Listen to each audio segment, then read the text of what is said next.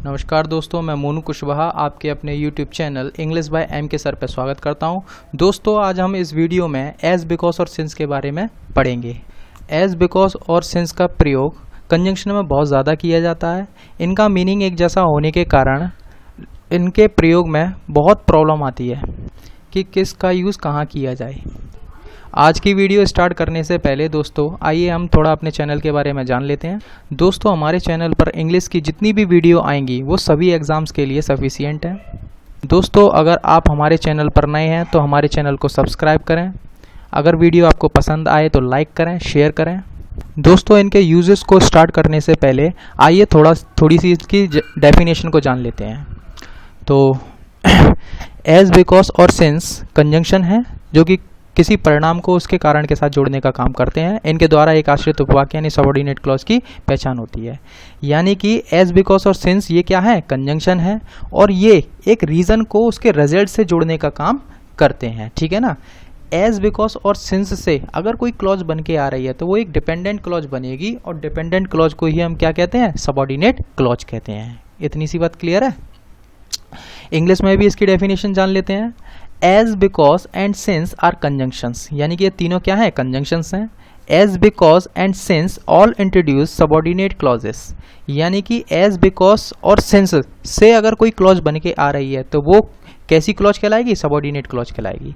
They connect the result of something with its reason, यानी कि as, because और since से अगर कोई क्लॉज बन के आ रही है तो वो एक रीजन को बताएगी जो कि किसका रीजन होगा? एक रिजल्ट का। यानी रिजल्ट को उसके रीजन से जोड़ने का काम कौन करते हैं?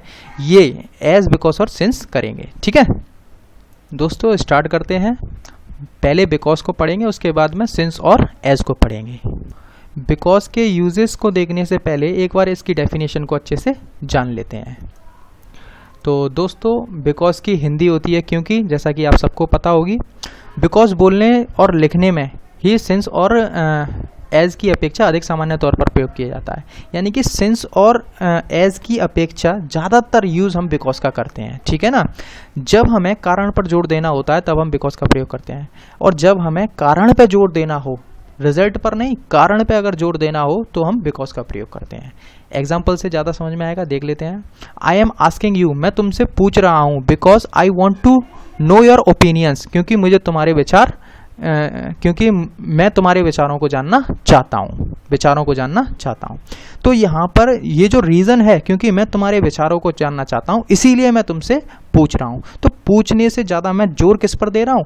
तुम्हारे विचारों को जानना चाहता हूँ, इस पर विचार दे रहा हूँ। ठीक है ना। तो इस बिकॉज से हमें क्या पता चल रही है? कि बिकॉज से ये पता चल रही है कि जोर मैं किस पे दे रहा हूँ? इस वाले पार्ट पे जोर दे रहा हूँ। क्लियर है? ठीक है। दूसरा एग्जाम्पल देख लेते हैं। Mohan crashed his truck because he was driving too fast. Mohan ने अपना ट्रक दुर्घटनाग्रस्त कर दिया क्योंकि वह बहुत तेज चला रहा था। तो बिकॉज यानी कि क्योंकि से जुड़कर ये जो क्लॉज आई है, तो बिकॉज से हमें पता चल रहा है कि इस वाले पार्ट पे जोर दिया जा रहा है, यानी कि रीजन पे जोर ज्यादा दिया जा रहा है बजाय किसके? रिजल्ट से। ट्रक दुर्घटनाग्रस्त हुआ, ये इंपॉर्टेंट तो है लेकिन उतना नहीं है जितना इसकी वजह है। वजह क्या है? ये जरूरी नहीं है कि हमेशा ही ट्रक ज़्यादा तेज चलाने से एक्सीडेंट हो, और भी रीज़न हो सकते हैं, लेकिन इस बार रीज़न क्या रहा है? जोर किस पे दिया जा रहा है? ड्राइविंग टू फास्ट, तेज चलाने पे जोर दिया जा रहा है, इसलिए इस वाले पार्ट पे जोर दिया था, इसीलिए बिकॉज का प्रयोग किया है। यानी कि रीज़न पे अगर हमें जोर देना होगा तो हम किसका प्रयोग करेंगे? बिकॉज का करेंगे। अच्छा, एक और बात, बिकॉज एज और सिंस से क्या बनती है? एक डिपेंडेंट क्लॉज बनती है। डिपेंडेंट क्लॉज यानी सबऑर्डिनेट क्लॉज। तो एक सेंटेंस के अंदर एक मेन क्लॉज यानी प्रिंसिपल क्लॉज और एक कोऑर्डिनेट यानी या फिर सबऑर्डिनेट क्लॉज, दो ही क्लॉज हो सकती हैं। तो यहाँ पर ये जो सबऑर्डिनेट क्लॉज है इसके अलावा एक मेन क्लॉज है, यानी कि अगर मैं इसके रीजन पे और ज़्यादा जोर देना चाहूँ तो मैं इस बिकॉज वाली क्लॉज को उठा के आगे ले जा सकता हूँ। फिर ऐसा करने के बाद जब ये बिकॉज वाली क्लॉज जहाँ पर ख़त्म होगी उसके बाद एक कॉमा लग जाएगा और उसके बाद में मेन क्लॉज लिख दी जाएगी। तो इस वाले एग्जांपल से देख लेते हैं। बिकॉज, क्योंकि अब मैं रीजन पे और ज़्यादा जोर देना चाहता हूँ इसीलिए पहले लिख रहा हूँ। बिकॉज राम वॉज फीलिंग सिक, क्योंकि राम बीमार महसूस कर रहा था इस कॉमे को फिर इसलिए पढ़ते हैं, ठीक है ना। इसलिए he did not go to the market, इसीलिए वह सुपरमार्केट नहीं गया। क्लियर है? क्योंकि वह बीमार फील कर रहा था, इसीलिए वह सुपरमार्केट नहीं गया। अब ये सुपरमार्केट क्या होता है? सुपरमार्केट एक ऐसा स्थान होता है जहां पर घर के उपभोग की सभी चीज़ें उपलब्ध होती हैं, सारी चीज़ें मिल जाएं। एक ऐसी जगह, ऐसा मार्केट जहां पर आपको घर में इस्तेमाल होने वाली सारी चीज़ें अवेलेबल हों, उस स्थान को सुपरमार्केट कहते हैं। क्लियर है? तो आइए आगे देखते हैं। आइए दोस्तों, अब देखते हैं एज और सिंस के यूज़ के बारे में। एज और सिंस के यूज़ के बारे में तो एज और सिंस की हिंदी जो निकलती है वो चूंकि से क्योंकि से निकलती है, यानी कि चूंकि या क्योंकि होता है इसका हिंदी मीनिंग, ठीक है। जब हमें कारण की अपेक्षा परिणाम पर जोर देना हो तब हम एज अथवा सिंस का प्रयोग करेंगे। यानी कि जब अगर हमें रीजन पे जोर देना होगा तो हम बिकॉज का प्रयोग करेंगे। अगर हमें रीजन से ज्यादा रिजल्ट पे जोर देना हो, इस बार किस पे दे रहे हैं जोर? रिजल्ट पर। अगर हमें रिजल्ट पे जोर देना होगा तो या तो हम एज का प्रयोग करेंगे या फिर सिंस का प्रयोग करेंगे। अब कहां पर किसका यूज करेंगे ये देख लेते हैं। हम अक्सर सिंस क्लॉज से पहले एक कॉमा का प्रयोग करते हैं, ऐसा हमेशा जरूरी नहीं है। मतलब अगर हमें सिंस क्लॉज का प्रयोग करना है तो पहले मेन क्लॉज आ जाए, उसके बाद में सिंस क्लॉज यानी कि सबऑर्डिनेट क्लॉज आ जाए सिंस वाली, तो इन दोनों के बीच में एक कॉमा हम देते हैं। लेकिन ऐसा हमेशा जरूरी नहीं है, कुछ जगहों पर नहीं देते। लेकिन अगर नॉर्मल स्ट्रक्चर है तो उसमें आपको कॉमा देखने को मिल जाएगा, ठीक है ना। तो देख लेते हैं इसका अर्थ क्या है। Sorry. We don't have any dessert tonight, हमारे पास आज रात कोई डिजर्ट नहीं है, कोई मिठाई नहीं है। सिंस क्योंकि you at the ice cream last night, क्योंकि लास्ट नाइट को तुमने आइसक्रीम खा ली थी, तो यहाँ पर सिंस से जुड़कर ये जो क्लॉज आ रही है ये एक रीजन को बता रही है। लेकिन सिंस से एक रीजन आ रहा है, इसका मतलब रीजन पे हम जोर नहीं देना चाहते। हम किस पर जोर देना चाहते हैं? रिजल्ट पर। यानी कि पिछली रात यानी कि लास्ट नाइट को तुमने आइसक्रीम खा ली, ये इतना इंपॉर्टेंट नहीं है। जोर किस पे दिया जा रहा है? उसकी वजह से, तुम्हारी आइसक्रीम खाने की वजह से क्या हुआ कि we don't have any dessert tonight, आज रात हमारे पास कोई मिठाई नहीं है, कोई मीठा खाने को नहीं है। अब ये डिजर्ट को एक वर्ड आपको नया सा मिला होगा, इसका मतलब क्या है देख लेते हैं। DESSERT डिजर्ट, इसमें डबल एस है, तो डबल एस वाला जो डिजर्ट है इसका मतलब होता है मिठाई। रात में खाना खाने के बाद में आप कुछ मीठा खाते हैं ना, ये वही मिठाई है जो मीठा आप बोलते हैं, खाना खाने के बाद कुछ मीठा हो जाए तो उसी को डिजर्ट कहते हैं, ठीक है। अब अगर मैं इसमें से एक एस हटा दूं, एक ही एस रहने दूं, तब भी डिजर्ट रहेगा। तो इस डिजर्ट का मतलब, जब सिंगल एस वाले डिजर्ट का मतलब होता है रेगिस्तान। क्लियर है? यानी कि आपको अब डिजर्ट का मतलब समझ में आ गया। तो इस सेंस से क्या पता चल रहा है हमें कि रीजन इंपॉर्टेंट नहीं है, क्या है? रिजल्ट इंपॉर्टेंट है। तो आइए नेक्स्ट वाला एग्जांपल देख लेते हैं कि Bilardo coaches his team by telephone since half of them play in Italy, France और स्पेन। यानी कि जो बिलार्डो है वो अपनी टीम को टेलीफोन के द्वारा कोच करता है, प्रशिक्षित करता है ना। क्योंकि हाफ ऑफ देम, उनमें से आधे, उनमें से किन में से आधे? जो लोग खेलते हैं उनमें से आधे प्ले खेलते हैं इन इटली, फ्रांस और स्पेन। यानी कि कुछ आधे लोग जो हैं खेलने वाले प्लेयर हैं वो इटली में खेलते हैं, फ्रांस में खेलते हैं, स्पेन में खेलते हैं। इसीलिए उनको एक साथ प्रशिक्षित करना आसान नहीं होता है। इसीलिए वो बिलार्डो किससे कोच करते हैं, किससे प्रशिक्षित करते हैं? टेलीफोन के द्वारा प्रशिक्षित करते हैं। यानी कि इस सेंस से क्या पता चल रहा है हमें कि रीजन इंपॉर्टेंट नहीं है कि वो कहाँ रहते हैं, ये इंपॉर्टेंट नहीं है। इंपॉर्टेंट क्या है कि वो टेलीफोन के द्वारा उनको कोच करते हैं, ये ज़्यादा इंपॉर्टेंट है, ये ज़्यादा ज़रूरी है, ठीक है ना। जोर किस पे दिया जा रहा है कि वो टेलीफोन से उनको प्रशिक्षित करते हैं, बजाय किसके? रीजन के। क्लियर है? अब ये बिलार्डो के बारे में थोड़ा देख लेते हैं क्या है।